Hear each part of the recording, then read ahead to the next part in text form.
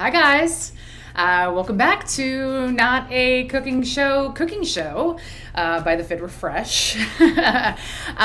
So it is Thursday again, 2 o'clock, and I'm here to help you figure out your Thanksgiving dinner menu. So every week I've been coming at you, bringing you a different healthy recipe that you could add as a side dish to your Thanksgiving dinner.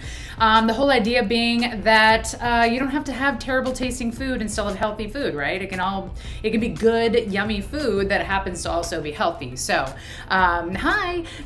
every week I've been bringing you a different dish, and this week I wanted to focus on the beautiful carrot. So carrots are great. They're very nutritious, dense vegetable, and you, of course, by themselves, they taste good because they already have a little bit of sweetness to them. But that's what I really loved about today's recipe, is that it kind of is like a little bit of a twist. So it's kind of like a zesty sweetness that we're going to get from this. I'm really excited to bring it to you. I think it's good to start off, as I have every episode, to remind you that I am not a professional chef. I am not pretending to be a professional chef. However, I am just a person, a health coach, a personal trainer, a mom who is trying to find healthy options and still have things that taste good. That's like my goal in life. Oh, and the added layer that it's easy to make, because I am not I want to be in the kitchen all day long kind of chef or person or cook, whatever. So trust me, if you see something we're doing today and you have a better way to do it, please comment below. Let me know if there's an easier way to do what I'm doing today. I want to know about it. I tried to find the easiest way possible, but I'm not perfect. I don't know everything. So please comment below and let me know if you're like, Sarah, that's the hardest way to do that. Then trust me. And also, if I make some mistakes and I drop a bowl or whatever, it's going to happen. There's no editing on this one today, though my plan is not to make any mistakes. That being said, today we are going to make Coriander-Maple glazed carrots. All right, there's some surprising ingredients in here. I'm sure if you already looked at the ingredient list and you came prepared, you'll also see that there's also lime involved in this recipe today, and then a seasoning called coriander. And maybe some of you guys are like, oh, I know what coriander is. And some of you guys might be like, I have no clue what that is. But we're going to all talk about it so you know exactly what it is. But that's what makes this such a nutrient-dense food item today. So we're going to get started right away. I'm going to start with carrots. Now, I've already halved these carrots. So what I did is I went and bought, now you don't need to get all fancy. You don't need to go buy like the big old carrots from the store and spend an hour and a half slicing them and cutting them and all that. Like I said, I'm all about easy. So what I did is I just bought a store-bought bag of small baby carrots. Now, I chose the carrots that are colorful, guys. You want your veggies to be colorful. Why? The more color that's in your veggies, the more different types of nutrients your body can get. So colorful veggies, especially purple, it's going to be really good for antioxidants. It's going to be more nutrient dense. It's going to make you feel full a little longer. It's going to give you more throughout your meals. So try to get as many things that is the most colorful possible. So you of course can buy just a bag of orange carrots, which is totally fine. So get whatever carrots float your boat.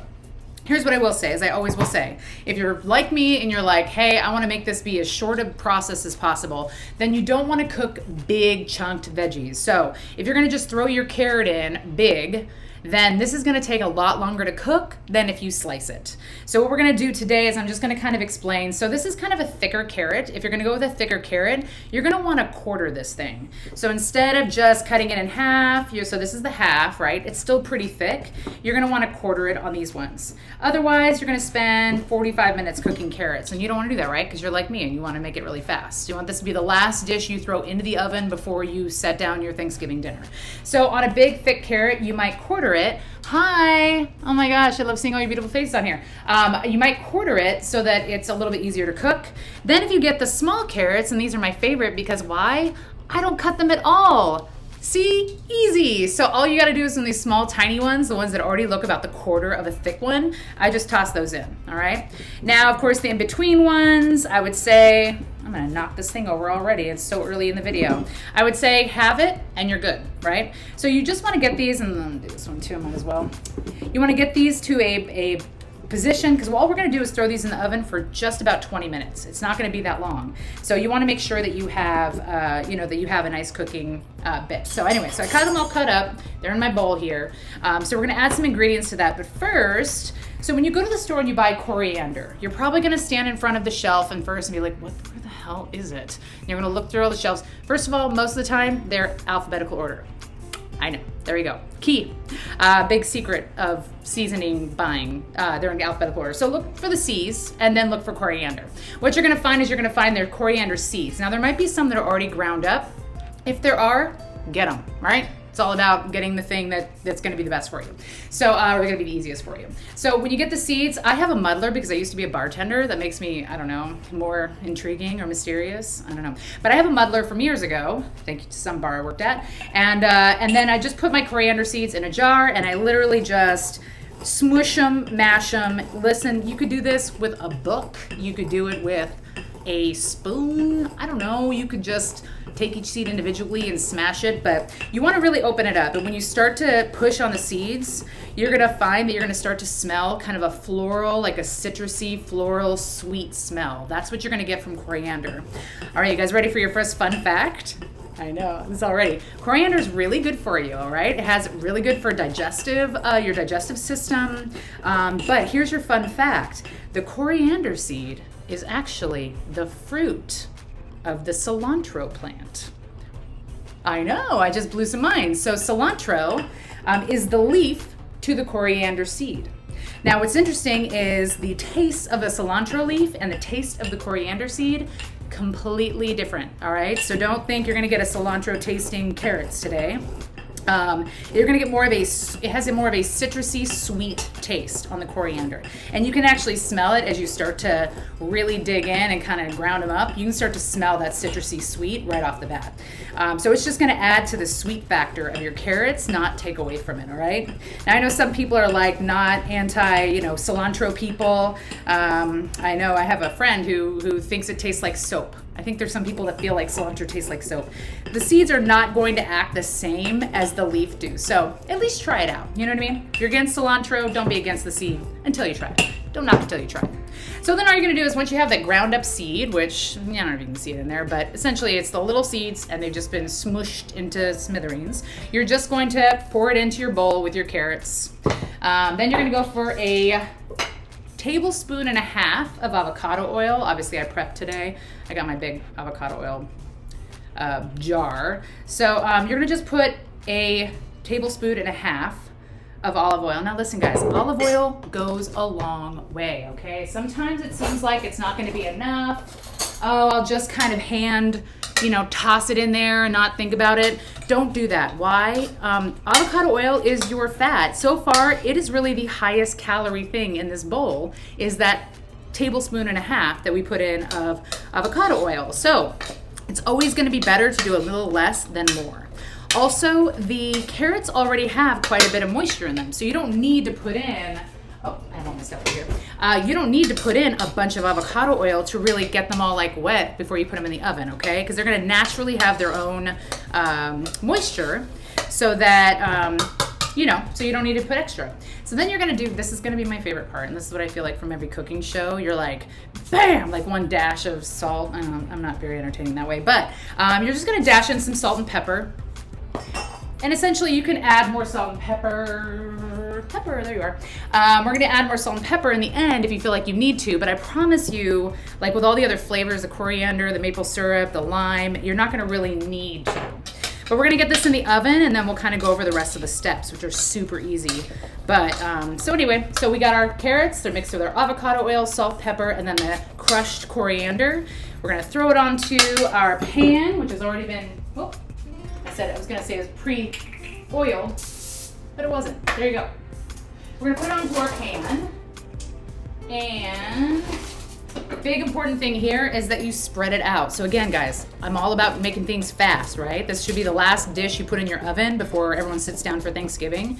So what you wanna do is kind of spread it out so that every carrot has the equal opportunity to get totally toasty in the 15 minutes you're putting it in the oven. And that's all we're doing it in. The oven's been preheated to 425. How come I always forget that? I always forget to say that, see?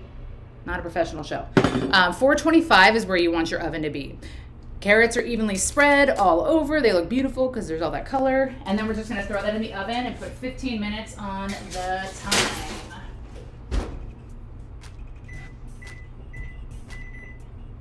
All right. So 15 minutes, at probably about the 8-minute mark, you'll start to smell the coriander kind of cooking and all that. At 15 minutes, we are going to take it out and kind of toss the carrots around, and then it'll go back in for another 5 to 7 minutes. I'll kind of show you how you can check your vegetables, because one of the first things that's really important, and I kind of talked about this last week when we were cooking broccoli, you don't want to overcook vegetables. The reason why we hate them is because you ate them overcooked too many times in your life. You ate them overcooked, drained of all their flavor and no nutrients, so you didn't feel full from it. I mean, how many people have had a mushy carrot? It's gross. It's the grossest thing. So you'd prefer your stuff to be hot and still a little crunchy. Though the carrots today, they're gonna be still a little, hard, but they should be easy to cut, bite through, which I'll show you once they come out in the 15-minute mark. We'll show you how it goes. All right, so some of the other important ingredients for today's food, which is gonna sound counterintuitive, is the beautiful lime. All right, so typically, and it's the same with your cocktails, when you're going in to get a cocktail at a restaurant, we tend to use citrus to kind of offset and balance out stuff that's overly sweet. So your carrot is already going to be sweet, and then it's mostly made up of water and carbs for carrots. And then your maple syrup obviously is going to be sweet, and then the coriander is going to add that extra little sweet flavor to it. So what do? We balance it out with a little lime. So first thing we're gonna do is we're gonna make a lemon zest, which sounds super bougie. It's not though, okay?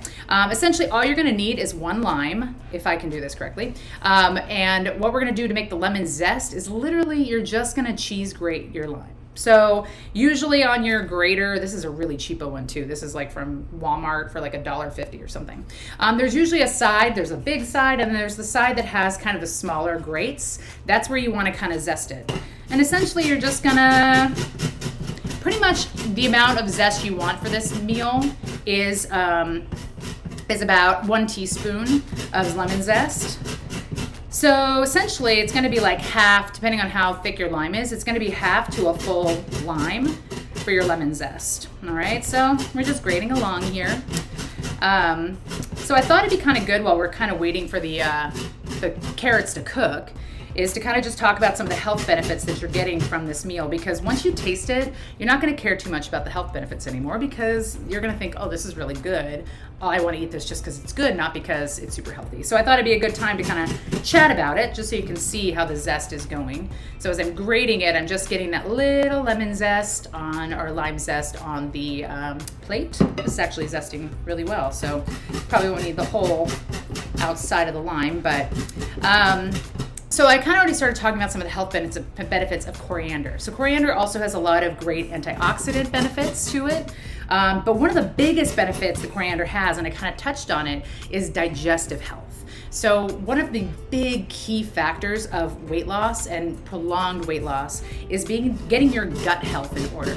So if you have a diet in a high amount of sugars, saturated fat, any of these really hard, any food that's been processed, your body's going to work extra hard to try to break it down. And in reality, most of it has a hard time using. So what happens is when it gets to your digestive system doesn't know how to handle it. The hormones get unbalanced, your body's trying to process this stuff, and it just gets into this crazy cycle. So stuff, like coriander is going to help, kind of regulate gut health. And be an assistance to that. Some of the other things is it kind of helps blood sugar levels. What else? It tastes good. I thought it was fascinating that it was part of the, okay, that's a little more than 1 teaspoon. So I got my lemon zest right here, so I'm just gonna put that off to the side. And I'm gonna use that same lime for my lime juice, which we're gonna need 1 tablespoon. I got like a little jar, and so I don't waste the lime, I'm gonna just cut this thing in half. Now, typically, I'm trying to be a little bougie here, but typically I would just buy the lime juice container at the store. I don't tell any chefs, they would be mad if they heard about it.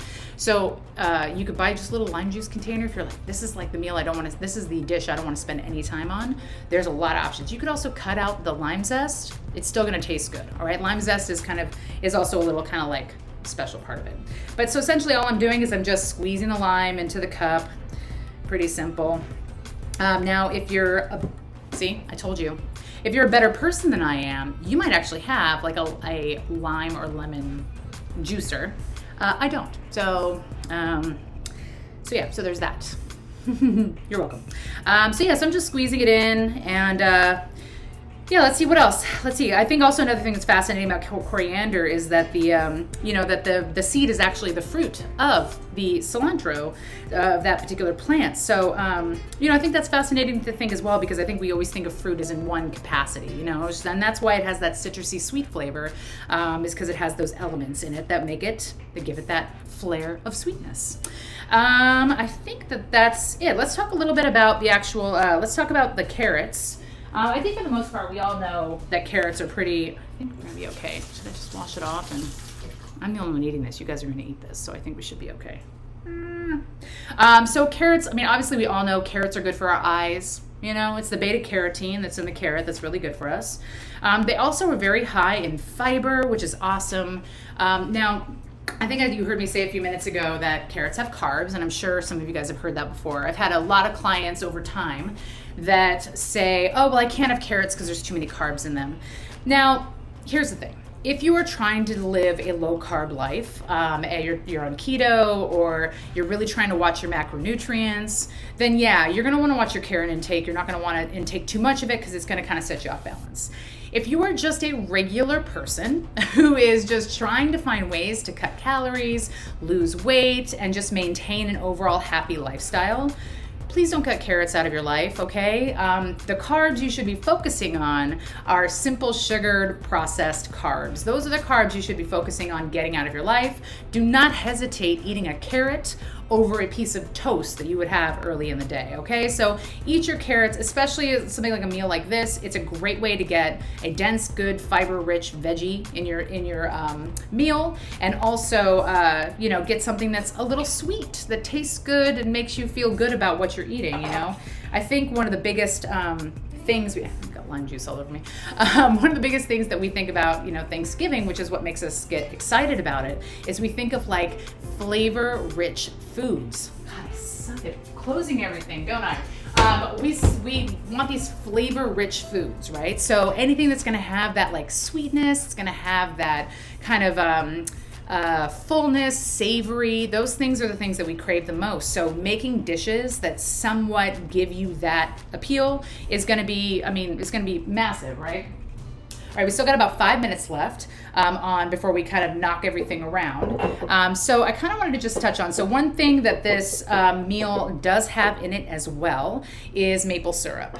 So maple syrup is on a clean eating diet regimen. So I think, as you guys all know by now, if you watch my videos, if you haven't watched my videos, come check them out on YouTube.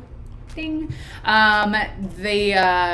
When it comes to clean eating, the idea is to try to get foods that are as natural as possible. So essentially, you're cutting out processed sugars, you're cutting out processed foods, you're cutting out dairy primarily because it is highly processed.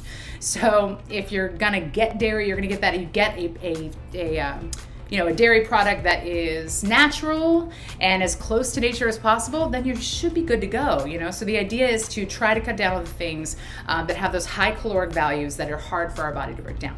Well, guess what? Maple syrup is from the sap of a tree.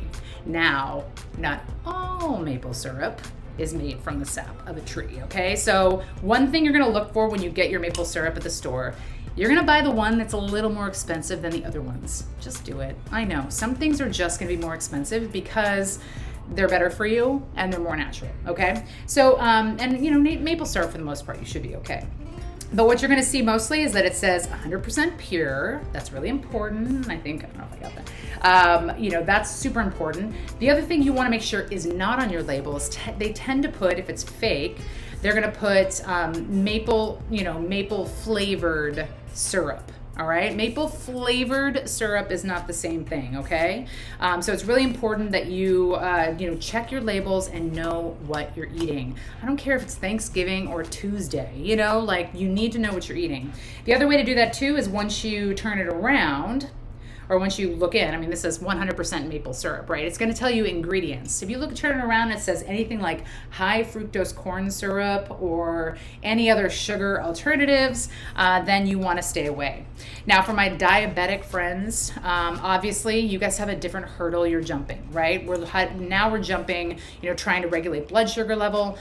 Maple syrup is not gonna help regulate blood sugar level. However, just so you know, we're only gonna be using a tablespoon of maple syrup for the entire batch of carrots. So it's just gonna add a little bit of sweetness to what you're eating, and it's not gonna overtake it, especially since we have the lime juice and the lime zest to kind of offset it all. All right, so it's gonna be really balanced. But it's also really important to know, fun fact, first of all, maple syrup is very high in antioxidants. It's very similar to the antioxidants you find if you eat a banana or if you had one serving of broccoli. So it actually does have a lot of health benefits. And then kind of other fun fact, it takes 30 to 50 gallons of sap to make 1 gallon of maple syrup. This is not a gallon, but I think you knew that. So that's just a little fun fact for you. So when you get 100%, you know that it's like been made to, get into your jar and get into your house. You should savor it like gold because it took a lot to get it there, right? Tomorrow, if you check my Instagram, I do a lot more fun facts about maple syrup, so check it out. I know, that's a shameless plug. But yeah, so what we're gonna do here is we're gonna be moving the carrots around in just a moment. And essentially, what you wanna start to look for is to make sure that the carrots are kind of browning a little bit. And then we'll kind of talk about other ways that you can, move things around for it as well.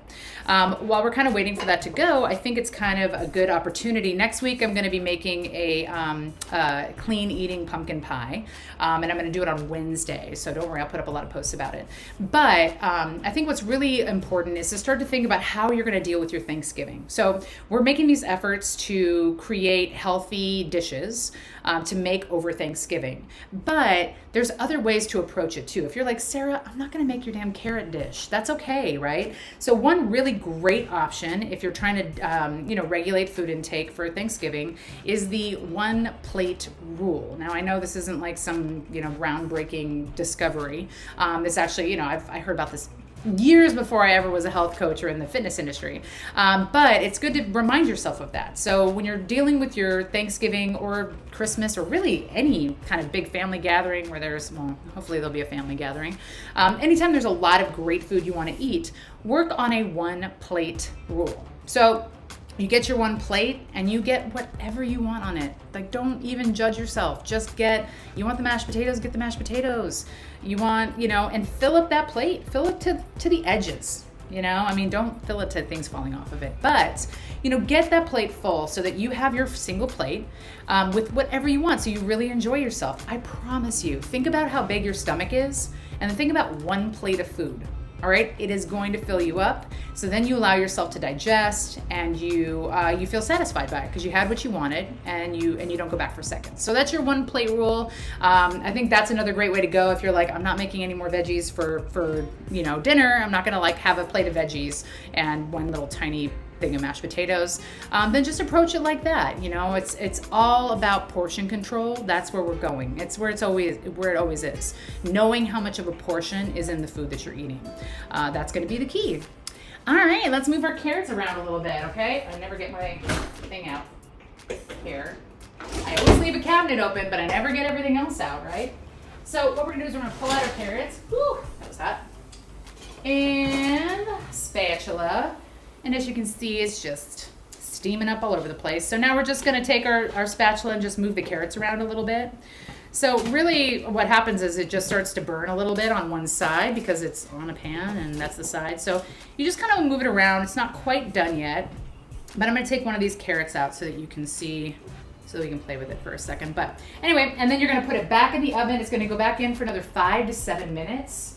Now the reason why I say 5 to 7 minutes is because, I'm gonna do these ones for 5. The reason why I say another 5 to 7 minutes is because depending on how thick your carrots are, they might need to stay in a little bit longer. And depending on how like cooked you want them, you know, so I know I'm saying that, you know, you don't want to overcook them, and you don't, but some people do prefer theirs a little bit on the softer side rather than the harder side. I always like to think this way as well. You probably aren't going to eat all of these, well, unless they're the hit of the party, right? Which hopefully they will be. You probably won't eat all of these in one sitting. So most likely you're going to want to put it back in a container and heat it up later, right? If your veggies are already cooked all the way and you go to reheat them, ugh, it's gross, okay? So what you're gonna do is to kind of just discover to see if this is one of the carrots that was on the pan. Oh, this is a terrible cutting board.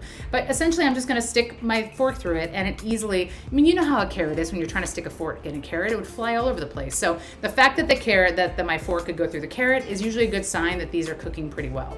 I got a medium-sized carrot, so they all, if you know, you wanna get the one that kind of represents how you cut most of them to be. I know some of this is cooking 101, you guys, but I don't know. I needed to see this a long time ago when I started cooking healthy veggies, because I'm telling you, you overcook a veggie once, you may never want to eat that veggie again, and you know that that's always a bad thing. So these are still, so this is perfect. These are still like a little crunchy. So going back in for another 5 minutes is going to help them kind of soften up a little bit more, and then we'll put in our last little bit of stuff. And in fact, we're going to kind of start prepping it now. So on this next part, we're just going to be adding in the other elements. So essentially, all it's going to be is your maple syrup, which is going to be 1 tablespoon.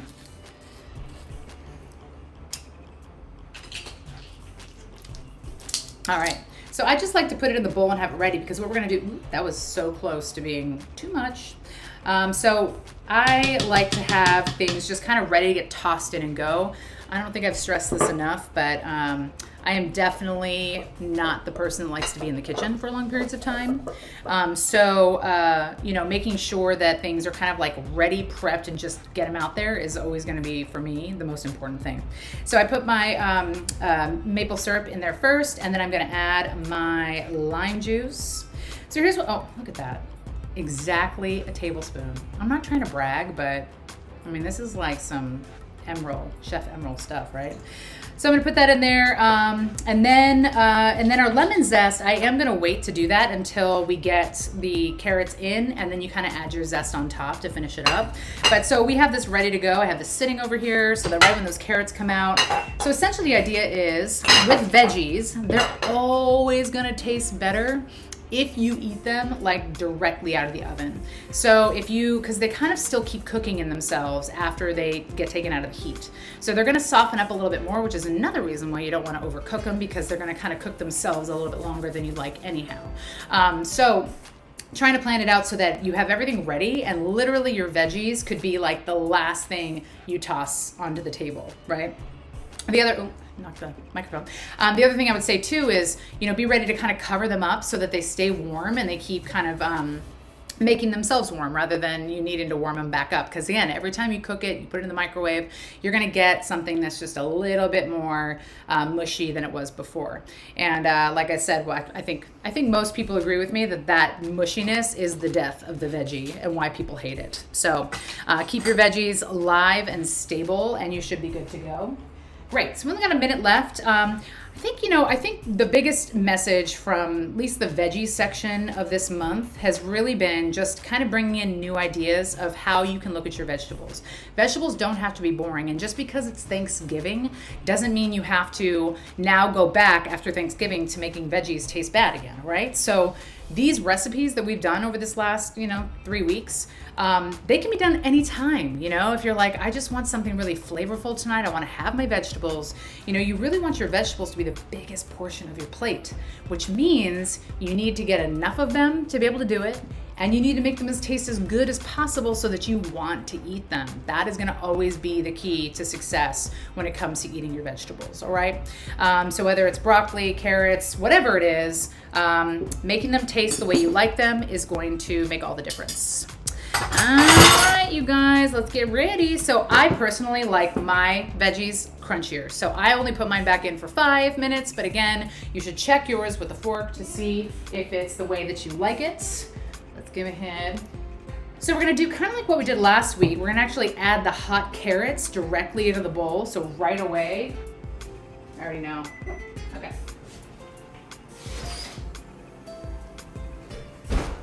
So you're already gonna be able to smell like the coriander, and you're gonna be able to smell just the carrots that have cooked.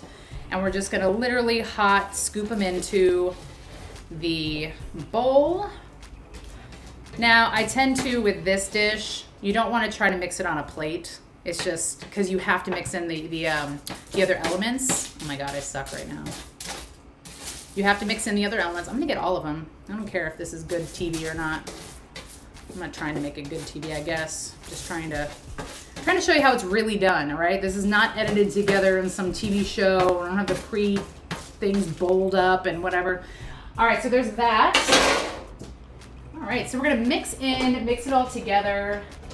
I think the worst part of cooking shows is that you just have to like take for granted that they made it good, right? Because what am I gonna say? Like, oh, this is terrible, right? So there's a trust factor. And you know where the trust factor comes in? Watch their face when they take that bite and just like see if there's any tweak or any kind of like thing in their face, right? I'm gonna try this carrot and I'm gonna get up real close to the camera so you guys can check me, okay? All right, so once I did that, all I'm gonna do is, pretty much for a teaspoon, you're just gonna take like a little smudge, or you can actually measure it out. But the zest is just gonna be this slight little added flavor to it. And I'm just gonna sprinkle it on top. Now you might save a little extra so that once you do plate it, you could do that last little sprinkle on to have it be the, the final, what is it, garnish of your Thanksgiving dish. I like to be very dramatic. So here we go. Now my biggest recommendation here when serving carrots is to have a set of tongs. I might be saying stuff that you're like, Sarah, we know that, but just kind of throw it, and then putting a little zest on top for the last little bits.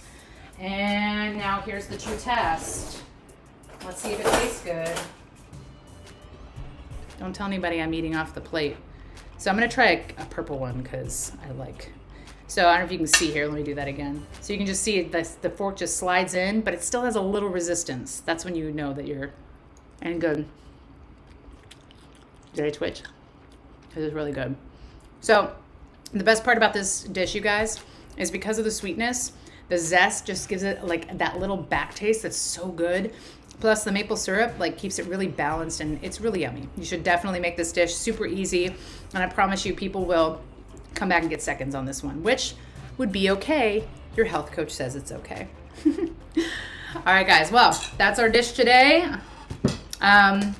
Obviously keep watching next week. I'm going to be going a day early, so I'm going to do my next live on Wednesday instead of Thursday, so that way it doesn't compete with your Thanksgivings.